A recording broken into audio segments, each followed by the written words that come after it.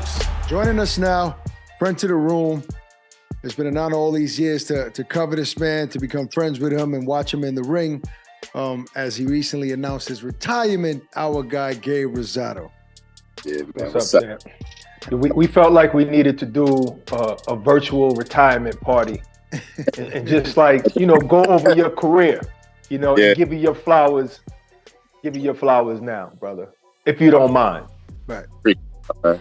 Yeah, first of all, I want to congratulate you on a career, and there's something to be said for a fighter that maybe hasn't always gone on top when it came to decisions, wins or losses, but has gained the hearts of the fans enough to still be this relevant in the sport that you just was on the card before the co-main on the biggest fight, I don't know, in my opinion, since Mayweather-Pacquiao. So kudos to that. What is it about you that you think that has kept you this relevant so long? Man, I just think it's just me being me, staying true to myself. And, the fans are just able to identify with that, man. I just never quit, man. I never gave in.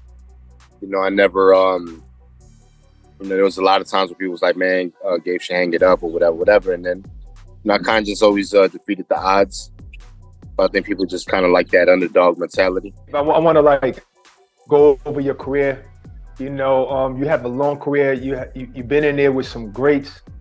You had some great performances. Some of them weren't appreciated, and I want to start from maybe way back with the J. Leon Love fight, or maybe if you want to go further. But I want to start there because it was like a pay-per-view fight.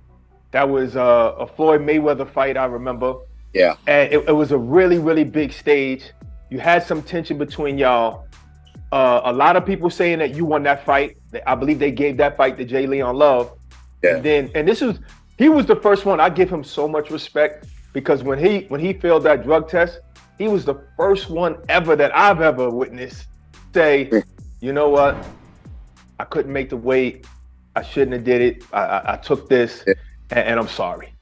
How did you feel about that whole thing going down like that? Yeah, man, it was crazy because, it was a fight that I thought I clearly won. I even dropped him in the 6th round. And I should have got the decision, but I didn't get the decision. But, the fans spoke up and they booed and they made noise. So it actually put me, once he got disqualified a week after he failed the drug test, then that's when I got my title shot against Peter Quillen. Yeah. So, it worked out. But yeah, it was crazy, man. But, my career has been like that, where there's been a lot of ups and downs, where it was decisions I probably should have got, when I went to Liverpool against Martin Murray or Danny Jacobs. Right. But like I said, man, I think the reason fans respect me is because I never really cried about it. I never complained. I never made a lot of noise about it. I kind of just dusted off and you always came back ready for the next one. So let's go to that Peter Quillen fight because it was the same year, 2013. Yeah. And I think both fights were kind of similar. You were losing in the beginning because J. Leon Love looked like he was going to win the fight. Then all of a sudden, it's like you just started to take over the fight. And the same thing happened with Peter Quillen. That's my guy. That's my brother. But he came out, dropped you. He came out, Peter Quillen punches hard. Yeah. He came out like a monster. And then all of a sudden, you just took over the fight. Yeah, man. Once I remember my trainer told me in the 3rd round to start to apply pressure. Once I switched it up, I kind of had Peter Quillen on his heels. I had him hurt actually when the fight got stopped due to a cut. It got stopped in the championship rounds, which I thought was unfair. And it was interesting because it was controversial because, there's only one doctor in a fight, and the doctor was he told the ref, "I'm good." And he gave me the okay to fight. And another doctor came in from the other corner and overruled my doctor, which I never seen that in the fight happen. Wow. So it got overruled by another doctor, which is odd. And that was really like the promoter in a disguise. Man, it's crazy. Good. The doctor calls the ref calls timeout, takes me to the corner. My doctor's like, "Can you see?" He puts his hands in front of my face. I'm like, "Yeah, I can see." And then another doctor comes in overrules it. So it was kind of crazy, but that's even at that point, right?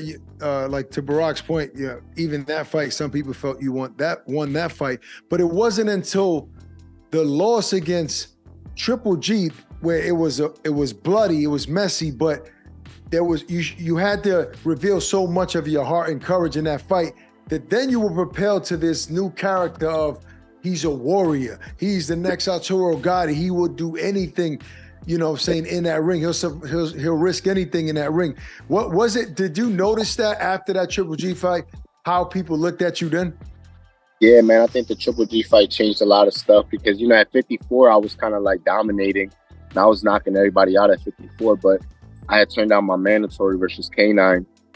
And I fought Golovkin at middleweight. And, kind of like the reputation kind of changed right there. But, it was kind of like, it was like a gift and a curse because right. it was like, it kind of gave me this thing where it's like, man, people loved my heart. But at the same time, I wasn't allowed to go back to 54 because nobody wanted to fight me at 54. So I was kind of obligated to stay at 60. When I think I kind of moved prematurely too soon in weight. But it's funny, man. It's just like, that's the cards that I had and I just kind of rocked with it and I made the best of it. This is how I looked at your career. Like, you were somebody that sometimes you got robbed, sometimes you lost fights, but then all of a sudden you would get that fight with a good enough name to put you right back on top. Like whether it was Joshua Clottey, or when you lost to Martin Murray, you came back and you beat like Glenn Tapia. So you're always beating a good name. And then just like the last one was Beck the Bully, you know what I'm saying? Beck the Man, you knocked him out and it was like, in between these losses is a big win to put you back where you belong. Yeah, exactly. And I think that's really hard to do in this sport, man, because the sport is hard physically, but mentally is more draining. You know what I'm saying? Right.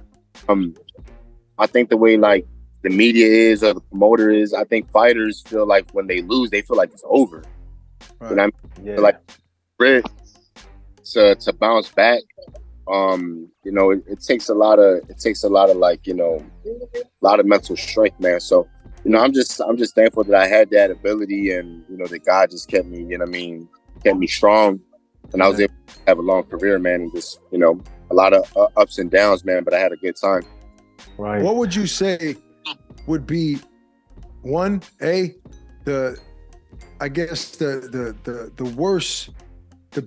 the worst memory you could remember, the hardest thing you've had to deal with in the sport, and what is your highest high? What is the moment that you are most proud of throughout your career? If you can give me those two examples. Yeah, man, maybe the worst was, I fought, a lot of people don't know this, but I fought Willie Monroe with a torn calf muscle. Oh, wow. I didn't know that. Yeah. A lot of people don't know that. So like if you watch that fight, I got long spanks on. And I got high socks because I'm trying to do I can to compress that thigh. Right. And I even asked permission from the commission of Texas, Dallas, for a cortisone on my leg for that. Did you get it? I did. They approved it. But that was probably one of the worst things, man, because I couldn't move properly, and it was like I was so frustrated, man, and it hurt, man, because I trained hard for that fight, and that injury happened 3 weeks to the fight. Why not pull out? Was it finances or what? I had a contract that after that fight, I would fight Canelo next because I was the co-main event. Canelo was the main event. So Golden Boy ended up me in the Canelo fight. So it was so much at stake that I was like, man, I can't turn this opportunity down. Damn. Yeah, man. And it was a fight that wasn't even like wide. It was a close fight, but that hurt, man. That hurt. Missing out on that opportunity and that win. Right. I would say probably the greatest moment in my career, honestly, bro, was when I clinched the number one spot at 154, and I knocked out Sakun Pao. Oh wow, I remember. Yeah. And I'm friends with Saku since we were 8 years old. We grew up in the same boxing gym together. So I watched that fight live. That was the first time I became aware of who you were, and it was tough for me because I've always been prideful Puerto Rican. So part of me was like, man, I like this young fighter, but I grew up with Saku, so I was rooting for him at the time. You know what I mean? But that was when I first found out who Gabriel Rosado was, man. So that was an epic moment. I remember that. What was your toughest fight? My toughest fight, man. You know, man, I think my toughest fight was Golovkin, just because it was so much. It was so much I was dealing with in that fight. You know, I had 3 cuts over one eye, and man, I was trying to win that. I was trying to win, man. I was trying to fight back, but man, those cuts were bad, man. And but I was stubborn, man. I wasn't gonna go down. Right. Fight, man. But that was hard for me because I was on the streak. I was on a 9-win streak with 7 knockouts. Yeah.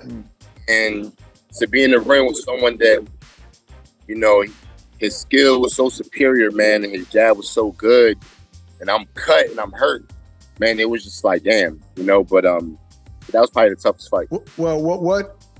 With all this being said, right? And I remember after the Mosley fight, you kind of alluded to saying, man, I don't know, I might hang it up. But you never said you were going to, so you didn't.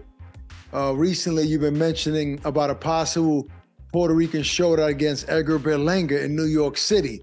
And I know you're hanging it up, but if you get that call and say, you know what, you want a farewell fight, let's give you a farewell fight, Puerto Rican versus Puerto Rican, Madison Square Garden, Puerto Rican Day weekend against Edgar Berlanga. Do you take that fight or do you say, no, guys, I'm done? No, man. You know what, bro, man? Like, it's a wrap, man. It's a wrap. It's a wrap. Wow. It's a wrap just because, like, you know, I could be honest. I got to be honest with myself, and I could be like, yo, I really, really had a good camp. Yeah, and, you know, I think I forced the action of the fight because I think Bektemir was hesitant, and I could have played fencing with him all day, and it would have been a really boring fight. You know, we could have fenced all day, but I was like, man, I was really trying to win the fight, so I was pressing the action and trying to find the opening for a counter and land something big. Mm-hmm. But he beat me to the punch, and be like, man, I really the heart is there, the will is there, but physically, you can't do what you want like you used to. It's 18 years of a lot of wear and tear, man, and it's like, I could be. There's not too many fighters that could say that they walked away from the sport of 18 years as a pro and had their health. You know what I'm saying? And I'm just blessed that I got my health, man. I got my kids. I'm healthy, and I could just, you know, move on to the next chapter, man. What is that? What is the next chapter for Gabriel Rosado? Yeah, well, you know, the next chapter, man, is building my gym up, working with fighters. I would like to help fighters out, maybe get into like the management side of things. You know, I always enjoy commentating and calling the fight. So, you know, just staying involved with the sport in that way, man, and really helping fighters. You know what do you think was your best performance ever? Man, my best performance, you know, man, I think the fights were like Saku Powell, Charles Whitaker. I think Munguia was a great fight, you know, after being at 168 for so long and dropping down to 160 to fight a young, hungry dude and put on the kind of fight that we did, man. I think that was, you know, I came up short, but I think it was a great fight. I think it's Hyman's best fight. So, man, those kind of fights, man. And obviously the knockout with Bektemir, man, like that's, he beat me, man, but still, man, I got him. You got him. That highlight ain't gonna go nowhere, bro. That's in the history books forever. That's forever and ever. Well, listen, let me tell you my favorite fight, and it's not even the Bektemir fight. Even though I was happy when you got that knockout, because you know I'm so truthful. Like, I'm biased. What the hell? You know, I'm a human being. I like certain fighters more than others. You know what I mean? I like all fighters, but some are my favorites. But my favorite fight with you was against Sulecki. You know what I mean? Because there was just a moment where I was just rooting for you so hard. Like, I ain't gonna lie, I was praying. And then you just came out of nowhere and you just rocked them. And Homeboy did the unthinkable, which in reality could have ended the whole fight. He turned his back and ran. Well, I thought the fight should have been stopped at that point. Right. When he went on his knees and crawled and turned his back on me, I'm like, oh, he surrendered. And I'm like thinking the ref about to do this. Yeah. Oh man. But You should have. Yeah, that fight was crazy, man. That was a great fight. That was a great fight. But listen, I mean, there's so many great moments in your career, Gabe. Look, obviously, we're going to see you around in this industry. Yeah. You're going to stay involved. We're going to remain friends. We're just not going to see you in a ring fighting anybody anymore. And that's good. You know what I'm saying? So you can come to the fight fresh, clean as you always do, and not get all messy and bloody and sweaty. Yeah. So congrats on a phenomenal career, brother. And we just want to say we love you, brother. And thank you. Thank you for being on the front line for our enjoyment, man. Bro, I love y'all, man. Appreciate y'all. All right. Take it easy, champ. Enjoy this next chapter. Yeah. Peace. Introducing the new DAZN Boxing Show podcast. No matter the time or the place, getting your boxing content has become easier than ever. Tune in as we give you exclusive insights, predictions, fight night recaps, and more alongside the biggest names in the game. All for free. Available globally every Thursday across all audio streaming platforms and with new episodes dropping weekly to give you the latest news. Just type in the DAZN Boxing Show podcast, listen in, and enjoy.